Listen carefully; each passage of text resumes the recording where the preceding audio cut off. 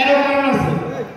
কারণ আমরা জামালপুর শহরে আমাদের প্রিয় নেতা অ্যাডভোকেট শাহ মোহাম্মদ ওয়ারেসের নেতৃত্বে বিগত 17 বছর ধরে ওই কেন্দ্র ঘোষিত কর্মসূচি এসেছে এবং তাকে অগ্রিভাবে এগিয়ে নিয়েছে। সেই কারণে আজকে আমরা এই নিরাপদ সভাপতি সাধারণ সম্পাদক সহ যারা কেন্দ্রের নেতৃত্বে এসেছেন তাদের জিন্দাবাদ, শহীদ জিয়াউর দেশের বেগম খালেদা জিন্দাবাদ। বাংলাদেশের গণতন্ত্রকে একটি স্থায়ী দিতে হলে আজকে শ্রমিকদের অধিকারের কথা বলেছেন। শুধু শ্রমিকদের অধিকার না, সারা বাংলাদেশের প্রতিটি পেশা শ্রমিক মানুষের অধিকার যদি আমরা প্রতিষ্ঠিত করতে চাই, তাহলে সেই সম্মান মর্যাদা প্রতিষ্ঠিত করতে চাই, বাংলাদেশের জনগণের মর্যাদা প্রতিষ্ঠিত করতে চাই, তাহলে একটি নির্বাচিত সরকার ছাড়া বিকল্প কোনো পথ নাই। আমাদের মনে রাখতে হবে, আমাদের প্রথম লক্ষ্যটি আমরা সফল হয়েছি, স্বৈরাচারের পতন ঘটেছে। এই বাংলাদেশের 17 বছর বিএনপি টানা 17 বছর আন্দোলন করেছে। এই আন্দোলনের কারণে এদেশের অভিসংবাদিত নেত্রী বেগম খালেদা জিয়াকে অন্যায়ভাবে সাজা দিয়ে 2.5 বছরের অধিক সময় জেলখানায় রাখা হয়েছিল। পরবর্তী সময় গৃহবন্দী করে রাখা হয়েছিল, তাকে চিকিৎসার সুযোগ পর্যন্ত দেওয়া হয় নাই। এই আন্দোলনের হয়ে পরিকল্পিতভাবে আমাদের ভারপ্রাপ্ত চেয়ারম্যান তারেক রহমানকে অন্যায়ভাবে সাজা দিয়ে দেশের বাইরে রাখা হয়েছিল। তারপরেও তারেক রহমান দিকরা অক্লান্ত পরিশ্রম করেছেন জাতীয় বিভাগের আদর্শের মানুষগুলোকে ঐক্যবদ্ধ করে তাদের নেতৃত্বে একটি গণ অভ্যুত্থানের মধ্যে দিয়ে স্বৈরাচারের পতন ঘটে। কেউ খারাপ 17 বছরে ইলিয়াস আলী সহ 4,500 নেতা হত্যাকে খুনের শিকার হয়েছে।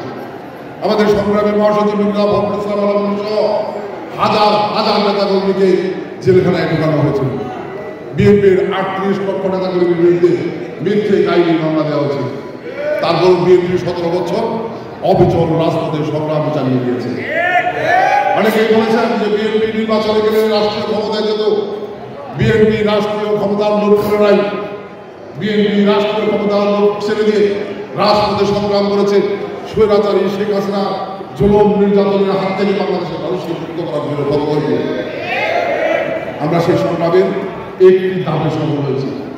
17 বছরের ধারাবাহিক আন্দোলনের চূড়ান্ত পর্যায়ে এসে এদেশের ছাত্র জনতা ছাত্ররা আন্দোলন শুরু করেছিল তাদের ন্যায্য দাবি কোটা সংস্কারের দাবিতে।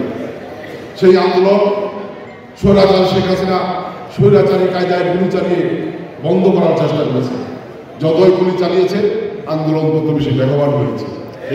আমাদের নেতা তারেক রহমানের সেই রাজনৈতিক কৌশলের মধ্য দিয়ে, বিএনপির সমর্থনের মধ্য দিয়ে, জনগণের অংশগ্রহণের মধ্য দিয়ে সেই ছাত্র আন্দোলন একটি পর্যায়ে গণ আন্দোলনের রূপ নেয় এবং সেই গণ আন্দোলন থেকে গণ অভ্যুত্থানে 5 আগস্ট সকল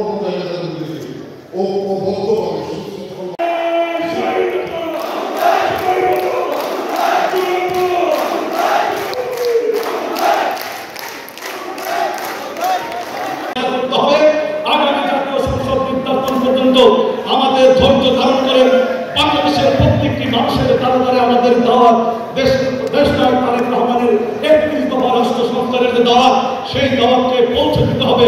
সেই দাওয়াত পৌঁছে দিয়ে আগামী যে নির্বাচন হবে সেই নির্বাচনের বিজয়ের মালাকে আমাদেরকে ছিনিয়ে আনতে হবে। এই আশাবাদ ব্যক্ত করে সকলকে আমার পক্ষ থেকে, জাতীয়তাবাদী শ্রমিক দল কেন্দ্রীয় নির্বাহী কমিটির পক্ষ থেকে, শ্রমিক দল কেন্দ্রীয় কমিটির সভাপতি আনোয়ার হোসেন সাবেক সম্পাদক শ্রমিক দলের প্রিয় অভিভাবক, আমাদের মাননীয় চেয়ারপারসনের বিশেষ সহকারী, শ্রমিক দলের মাননীয় প্রধান সমন্বয়ক অ্যাডভোকেট শামসুল রহমান সিন্ধু বিশ্বাস এবং এই জামালপুরের কৃষি সন্তান জাতীয়তাবাদী শ্রমিক দলের সাবেক সাধারণ সম্পাদক, সাবেক সভাপতি, আমার কথা শেষ করতে হবে। বাংলাদেশ জিন্দাবাদ, বাংলাদেশ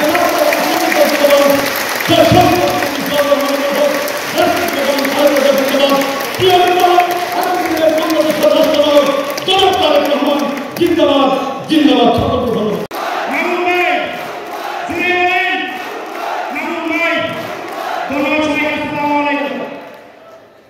বিপ্লবী সাধারণ সম্পাদক শ্রমিক বান্ধব জনতা অ্যাডভোকেট শাহ মোহাম্মদ ওয়ারেসের ইমাম আমাদের মাঝে উপস্থিত রয়েছেন বৃহত্তর ময়মনসিংহের কৃষি সন্তান, ময়মনসিংহ বিভাগীয় শ্রমিক দলের সম্মানিত সভাপতি, শ্রমিক দল কেন্দ্রীয় কমিটির সম্মানিত উপদেষ্টা জনাব আবু সাহিদ, আমাদের মাঝে প্রধান বক্তা হিসেবে উপস্থিত রয়েছেন বাংলাদেশ জাতীয়তাবাদী শ্রমিক দল কেন্দ্রীয় নির্বাহী কমিটির সম্মানিত প্রচার ও প্রকাশনা বিষয়ক যিনি আমাদের সবসময় খোঁজখবর নেন, আন্দোলন সংগ্রামে উজ্জীবিত করেন।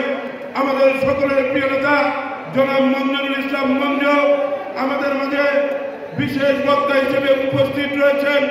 শ্রমিক দল কেন্দ্রীয় কমিটির সম্মানিত যুব বিষয়ক সম্পাদক, ইতিমধ্যেই আপনারা শুনেছেন উনি অলরাউন্ডার শ্রমিক নেতা হিসেবে খ্যাতি অর্জন করেছেন। আমাদের যুব সমাজের আইকন জনাব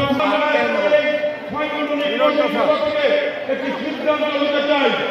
সিদ্ধান্ত হলো আমরা